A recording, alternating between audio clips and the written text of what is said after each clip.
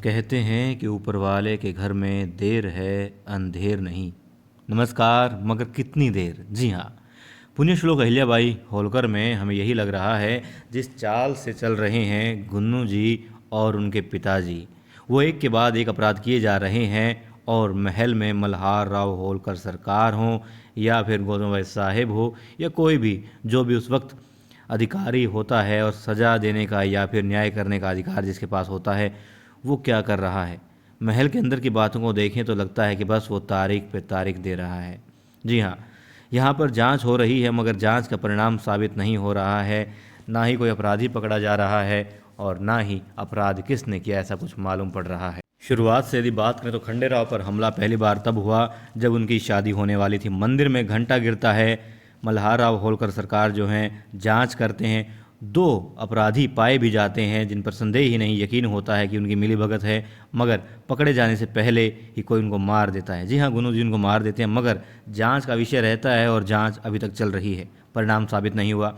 उसके बाद में हम देखते हैं कि देवी अहिल्या और खंडेराव जी जब देवी अहिल्या के गांव जाते हैं तब उन पर दोनों पर हमला होता है। ऐसे में देवी अहिल्या के पिताजी अपने गांव वालों के साथ में उनको बचा लेते हैं और मल्हार राव होलकर सरकार इस विषय की जो है जांच करवाते हैं। वो समझ जाते हैं कि बंदा तो एक ही है जो ये हमले करवा रहा है।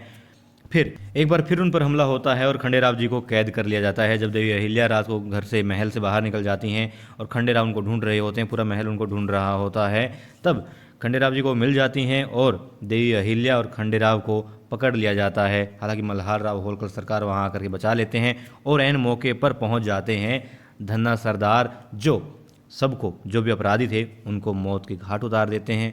और अब जांच किससे करें, मगर मल्हार राव होलकर सरकार का धर्म बनता है, कर्तव्य बनता है कि वो जांच करें, इसलिए वो जांच कर रहे हैं। परिणाम हालांकि अभी तक नहीं आया है।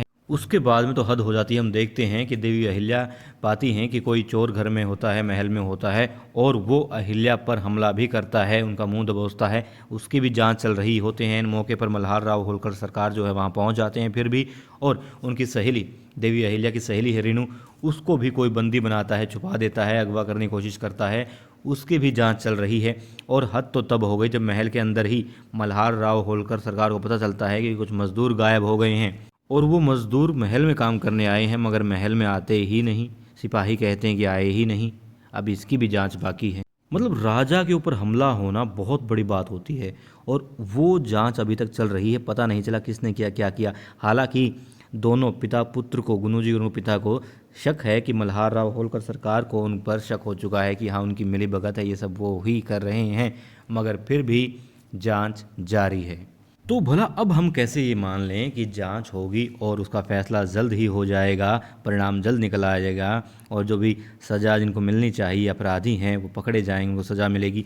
क्योंकि बहुत ही चालाकी से काम हो रहे हैं और बेगुनाह लोगों के, मतलब राजा तक पर हमला हो चुका है, राजा के जो परिवार के लोग उन पर हमला हो चुका है, तब अब तक जांच का परिणाम नहीं निकला। लोग कौन हैं वो अपराधी, वो सामने नहीं आए, वो पकड़े नहीं गए, कोई सबूत नहीं मिले। फिर हम कैसे कह सकते हैं कि जब आम लोगों की हत्याएं हो रही हैं तो वो सिर्फ देवी अहिल्या और खंडेराव जी के प्रयास से कैसे पकड़े जा सकते हैं। यूं देखें तो ये भी कोई छोटा मसला नहीं है। लोगों की ज़मीनें हथियाने के लिए उनकी हत्याएं तय कर दी जाती हैं या ज़मीन भी हथिया ली जाती है, बेशक चाहे पैसे दे के, डर धमका के, मगर गलत तो है, अपराध तो है। यहाँ पर किशन लाल तो पकड़ा जाएगा, मगर क्या मेन अपराधी पकड़ा जाएगा? क्योंकि वो शातिर भी हैं और अब पहले से ज़्यादा संभल कर काम करते हैं।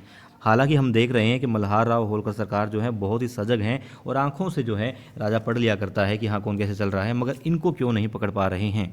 आप लोगों को क्या लग रहा है, क्या अभी भी जांच की जाएगी, तफ्तीश की जाएगी, या फिर पकड़ा जाएगा, सजा दी जाएगी? क्या होगा गुन्नू जी का? कमेंट बॉक्स में बताइएगा ज़रूर। साथ ही जिन दोस्तों ने अभी तक चैनल को सब्सक्राइब नहीं किया है तो चैनल को सब्सक्राइब कर लीजिए और जिन्हें अपनी ये वीडियो अच्छी लगी हो तो लाइक कर दीजिएगा।